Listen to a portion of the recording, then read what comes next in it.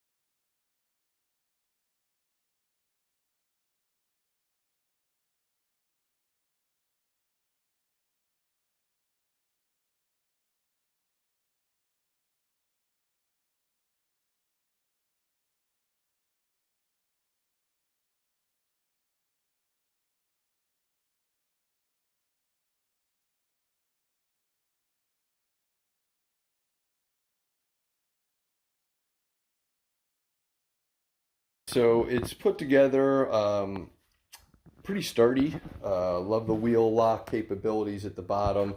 Love the peg options that they provide, small and little. There are a lot of extra parts and pieces as far as screws, and if you want to mount it into the wall, there's extra parts there. I love this little hammer. They did not provide a screwdriver though, so I did. You may have seen me using a drill. That will speed up your process. So definitely worth buying. Hopefully this review helped, and thanks for watching.